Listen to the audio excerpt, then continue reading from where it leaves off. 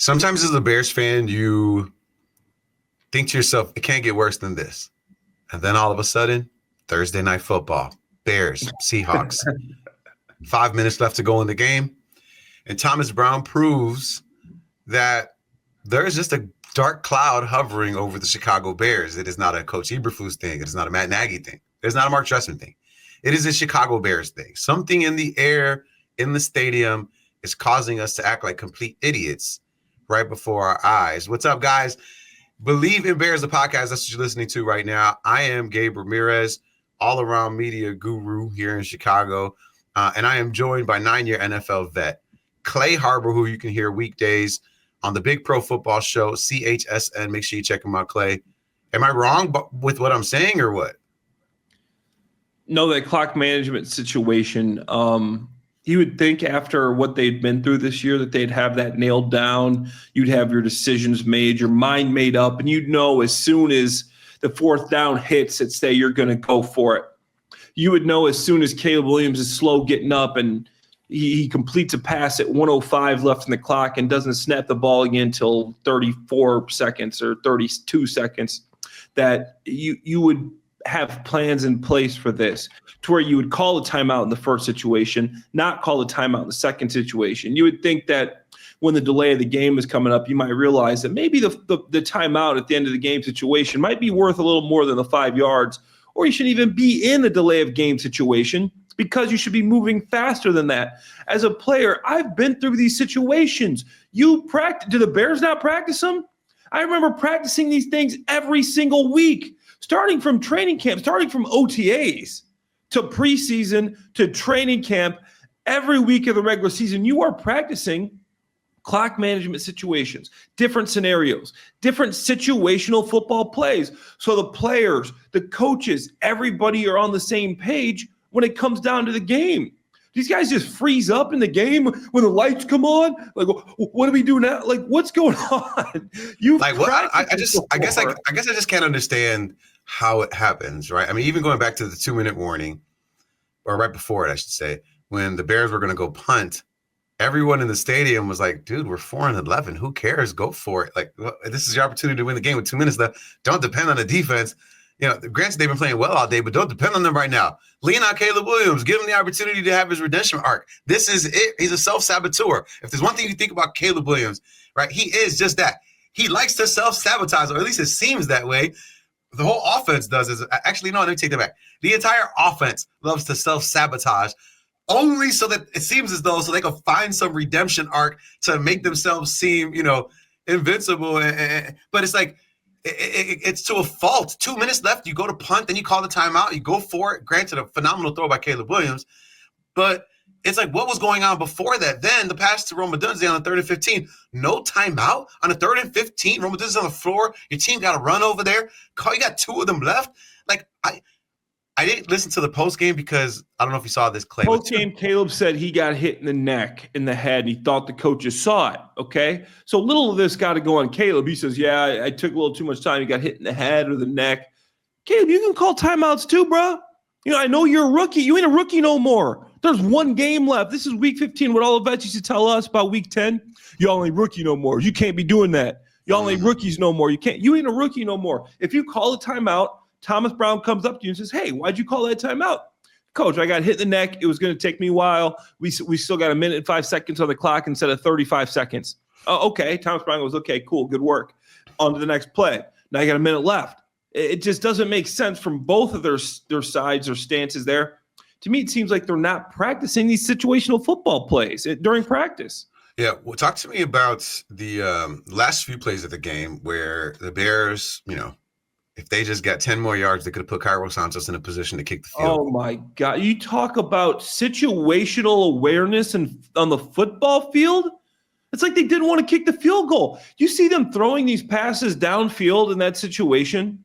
You got to have a run versus zero blitz. You got to have a short, quick pass versus zero blitz, maybe a screen play, a pin play. There are so many different things you could have ran instead of just continuing. So Clay, wait, you're saying downfield. You're saying that teams, despite the play that's called and maybe the audible that they can go to, can still go to the line, see zero blitz, and then there be a third play that no, everybody, they were zero blitzing them every play at the end of the game. Thomas Brown even said it in the presser. Yeah, I knew they were zero blitzing us. Everybody knew they were zero blitzing us. But yeah, you have checks for that. You have automatic checks, certain plays for zero blitz. And when you only need 5 to 10 yards, why are you going downfield? It's like that game all over again when Caleb changed the play. Obviously, Eberflus should have called a timeout. But then you got Caleb changing the play to a double move downfield when all you need to do is get 5 to 10 yards to get into field goal range. Yeah. Like, this is the worst situationally managed football team I literally have ever seen. I've been on some bad football teams, but you don't have to be a good team to get these situations right. Yeah. To play these the right way. It seems as though, although Thomas Brown wanted the opportunity to be the head coach, you go back to, and I have not been the person that's been complaining about Ryan Poles at all. That's not been me. But that's me. Yeah, that's you. But you go back to that. You go back to the decision to allow Thomas Brown to be the head coach of the Chicago Bears, and you see in real time the dysfunction that it creates for your team. A guy, again, for the second time, being tasked with not only being the head coach, but also being a coordinator, for a team. You're asking a guy that's going to be a head coach for the first time to have double duty, to split his attention. You see the repercussions of it. And so then, therefore, it goes back to Ryan Poles, and it makes you wonder, you thought that giving this guy 2 roles was the answer for your team that was headed for destruction? You thought that was the right move. And again, another failed decision by Ryan Poles, which is, to me, the most frustrating thing, because you realize, I'm the casual fan, Clay, you know that. But if I have an idea and you go against it, and then I find out that my idea was the right one, I don't know what to tell you, bro. I'm like, okay, you're the GM and you made the opposite decision of me, and it's the wrong one. And so that's the part where it's frustrating, because you're seeing everything play out in real time. In hindsight, you are right. And I'll be honest, I was a dude that said, why not make Thomas Brown the head coach just to see what happens? Like, what do you got to lose at this point? Looking back, I wasn't looking at all the factors here. I wasn't, but Ryan Poles gets paid a lot of money to look at said factors. I was wrong there. I said, maybe you make Thomas Brown the coach, see what he can do. He could be a candidate for next year. Looking at all the factors, why move this guy down from the booth where he's comfortable? He's focusing only on the offense. And that's a big deal, Gabe. So say you're on the sidelines during a regular game. I'm on the sidelines, my offensive coordinator, when the defense is on the field. He will be talking through the headset to the tight end coach, through all the coaches. And now he's saying that the tight end coach say, okay, hey, he's thinking about calling this. He's thinking they're giving us this, so he's going to call this. If they give us this, he's going to call this. So now in between these series, you're getting your mind rolling. You're kind of taking out some of the anxiety because you know what plays are coming up. You know what the offensive coordinator is thinking. So when you hear it, when you go in the huddle, you're just ready to go. You've already been thinking through this. You've already been visualizing these calls. Now Thomas Brown ain't doing that. He ain't solely focused on the offense. He ain't solely focused on putting Caleb Williams in the best place to win games. He ain't getting those plays out really quick because he has to look at the defense, the special teams, the clock. He has to manage everything. So to bring him down from the booth to the field, what he's never done before, and give him the whole team to worry about, has just been an awful move to this point in hindsight, obviously, but still, you get paid to make those decisions. I don't. I get paid to talk about them. All right. I think when you're looking at, Thomas Brown, even the part where I felt the worst for him was when, Seattle was blitzing and he had no answer for it. No answer. He knew no answer for it. And because then it felt like not only were you being outcoached, which we've heard, that be the case the last couple of weeks, you're being out coordinated. You know what I mean? Like, you're outcoached is one thing, right? Game management and such. But as the offensive coordinator, he is calling better defensive plays than you are calling offensive plays. And it is consistent throughout the entire game. Now you can, obviously, and listen, there's frustration in the locker room. You can see it, right? From Caleb, from DJ, from Thomas Brown. Thomas Brown almost looks like, okay, hold on. Okay, let's take a step back. Okay, BLEAV in Bears, Gabe, Ramirez, Clay Harper hanging out with you guys.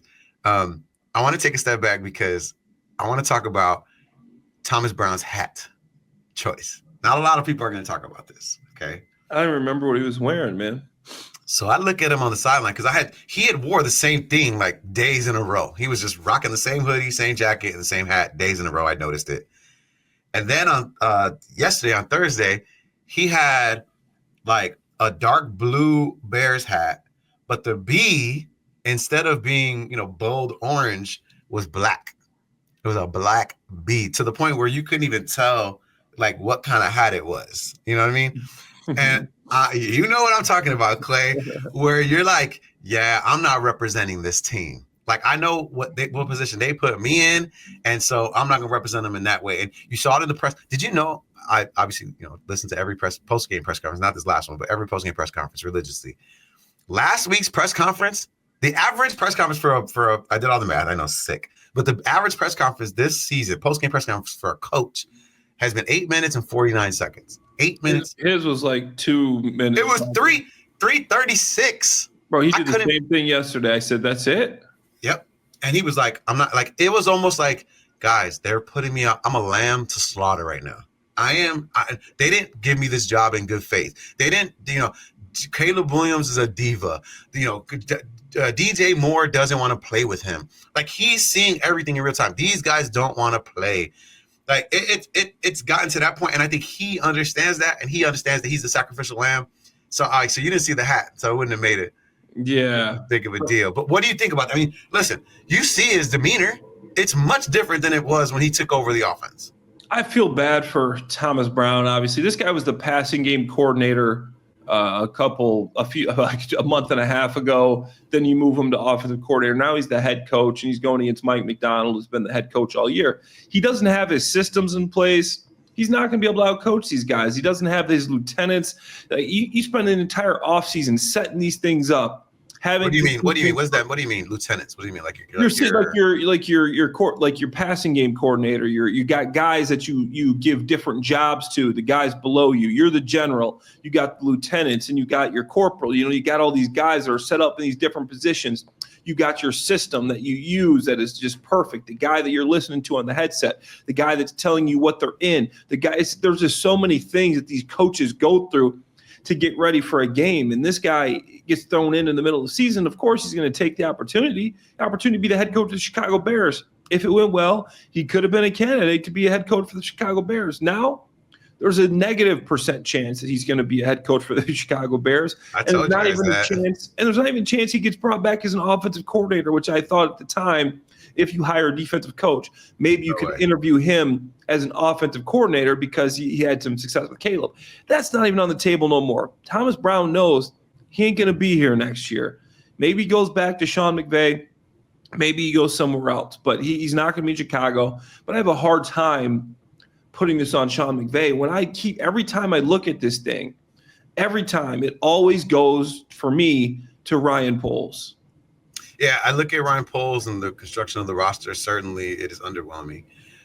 There are moments where I try to say, me, I try to, put lipstick on the pig, and I'm like, okay, well, if this, offensive line issue had happened in year 1 or 2, it would have looked much worse because there wasn't as much depth.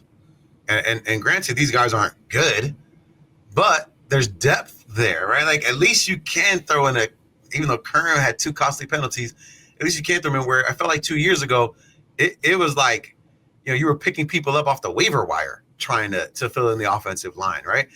With that being said, still not good enough, right? With that being said, you look at this team, I tweeted it out yesterday, Clay. I said, this team, what you're realizing is there are a handful of really good players, a handful of really good players, and then a bunch of subpar NFL players on this team. And what it equates to is a team that isn't worthy of competing. And that's what you're getting. So you have a Caleb, you have a Rome, a Keenan Allen, you have a Jalen Johnson, you know what I'm saying? You have I'll stop there, a Kyler Gordon. You have that. But then outside of that, it's the big drop. And even with Montez Sweat, and not to say he's not capable of it, I'm talking about actual performance on the field. What have you done on the field? No, Montez Sweat has not. And people say, oh, he's injured. What's injured? What's hurt? How many weeks ago? You can't have a lingering calf. Oh, he's been getting double and triple T. No, he hasn't. No. I watched the all 22. He hasn't. That's what I'm saying. So it's underwhelming. And I think that's what you're realizing of the roster construction when going back to Ryan Poles, where, he thought, oh, I got these great guys. I got really good guys. This team's awesome. Even the moves that we thought were good moves, in my opinion, have now turned into subpar moves. I just tweeted something out about DeAndre Swift. I'm watching this all 22 from the last game. This guy was bouncing everything outside, going down in first contact. I'm like, man, well, is it really Swift's fault, this offensive line?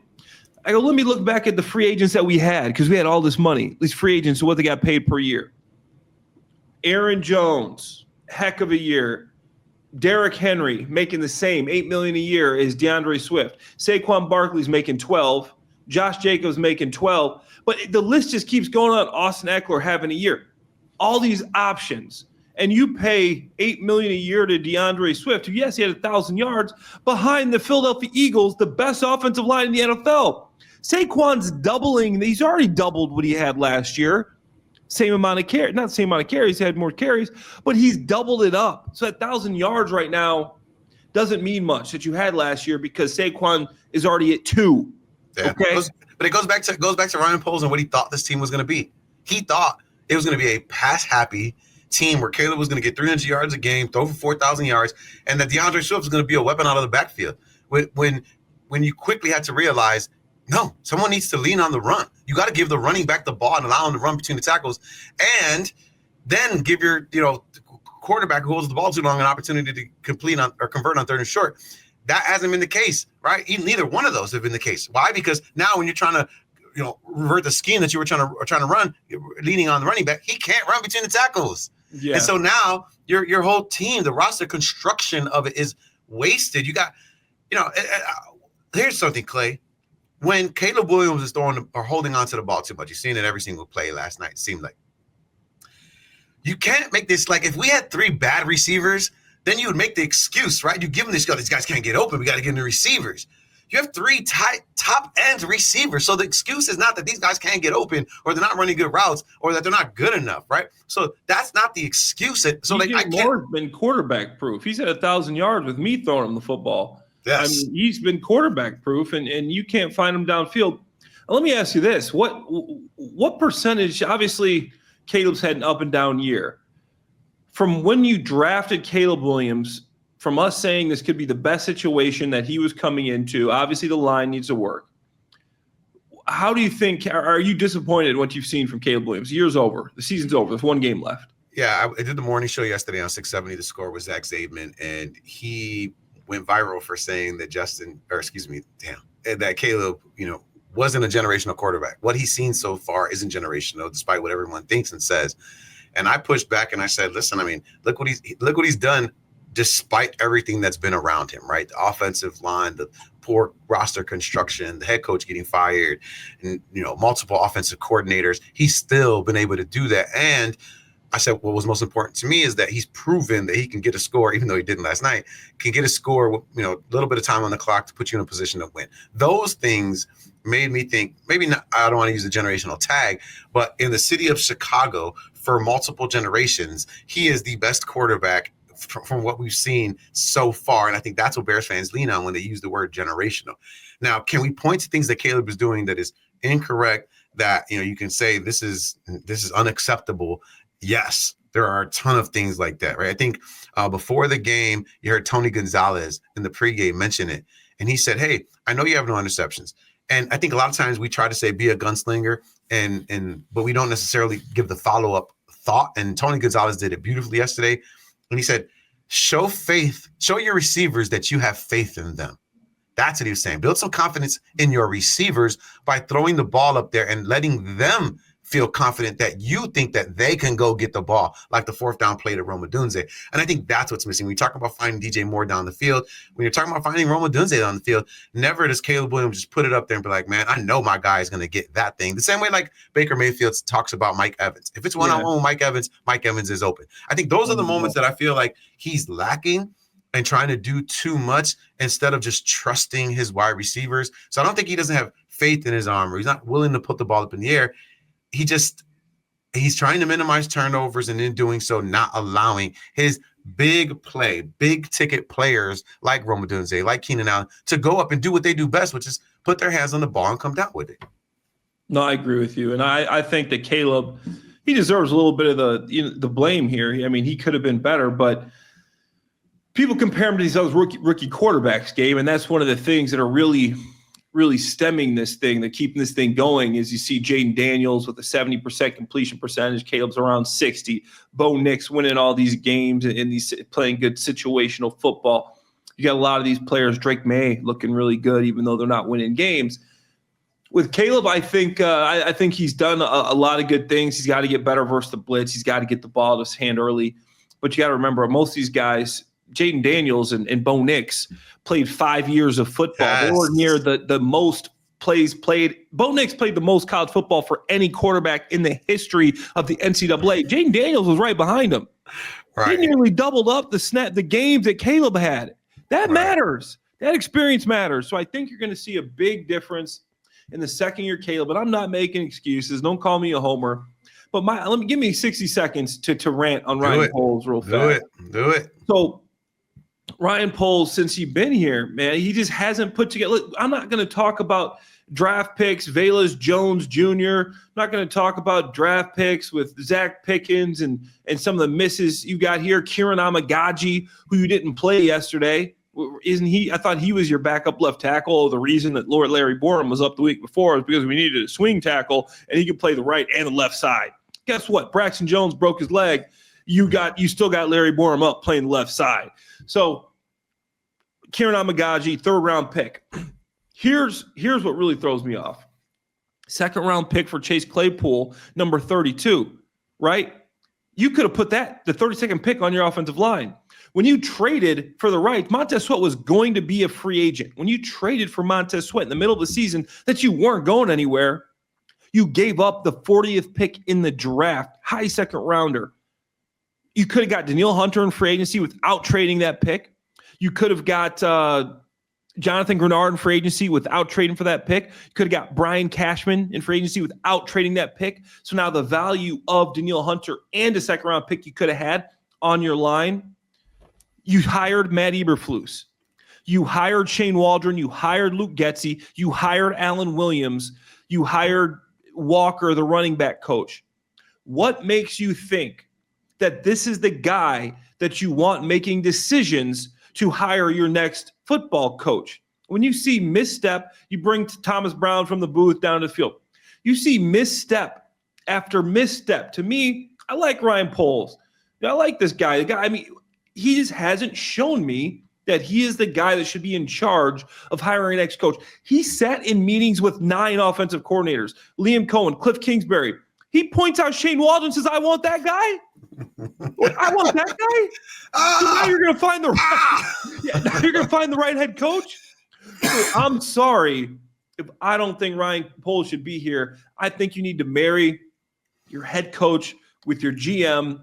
You got the Kirk Herbstreit said it perfectly. The cycle of dysfunction in Chicago has to end. That definitely does. I don't know if it will. I don't know what needs to happen in order for that thing, but I do know one thing is for sure, and that is BetOnline continues to be the world's most trusted betting platform and your number one source for online betting, from the earliest odds to in-game live betting. BetOnline provides you with all the action and the ability to watch the games as they happen, with the largest selection of odds on everything from football, NBA, college basketball, even UFC up there. If you want to check that out, head to BetOnline today, and don't forget to use promo code BELIEVE. That's BLEAV for your welcome bonus on your first deposit. BetOnline, the game starts here. All right. Let's talk quickly about this DJ Moore, Caleb Williams connection. When you watched DJ Moore yesterday during the game, I'm talking about during the game, not even missed connections with Caleb or drop passes or whatever it is, just like how he's running the motion, not even the routes, how he's running motion. What did you think about his body language? Did you notice anything stood out to you, or did it seem normal? I mean, DJ's been having some weird body language all year. Better question. Talk to me about the relationship between a veteran wide receiver or ball catcher, even if it's a tight end, pass catcher, a veteran when he's dealing with a rookie quarterback, right? Because I really feel like there's some issue between DJ and Caleb. Listen, I've met DJ. I've seen him around loud, rambunctious people. I'll say that. And he is cool as a cucumber, wants no part of it, isn't with the rah-rah hoopla, is not with that at all. Like, it's just not. He'll walk away from it. I've seen him do it. And when I look at Caleb, I see the rah-rah, Cardi B, loud, hey, what you want to do? You know what I'm saying? Hey, we out here, baby. And I could see where the two of those don't match. And where DJ's looking at Caleb like, bro, this guy, man, and just give me the ball. And Caleb's looking at DJ like, bro, like, just chill, bro, chill, bro. Let's have some fun, baby. Let's go. Like those are two different personalities. So what happens when two guys have two stark contrasts in personalities? Like, how does that play out, and why is it the way that it is right now? Because I think that's the issue. Yeah, that's tough. They definitely have those different personalities, but one thing about DJ Moore is he's been able to, on the field, he's been able to adapt to all these different on-field quarterbacks. That's one of the reasons I really like the DJ Moore move, man, because he's been successful with so many quarterbacks. Sometimes you could say a guy's been in this system, that system. He's been really successful in a bunch of different systems. When Justin Fields was throwing for 150 yards a game, 120 of those were going to DJ Moore. You know, like he's still getting open, catching the ball. And he wasn't just used as a screen wide receiver. He was a downfield threat. He was going up and getting balls. And all of a sudden, I don't know if it's the way they're using him. It's just Caleb not seeing him. But that chemistry that's off field can translate to being on field. I've seen that happen. But a lot of times I've seen guys that didn't really mess with each other off the field. You get on field, they're playing next to each other. They had a great relationship. I mean, there's times where that happens. So I think it's just going to take reps in the offseason, DJ getting used to it, them realizing, hey, DJ, I'm here, 4 years, $100 million. Caleb, I'm here. I'm on my rookie deal. I got 5 years on this thing.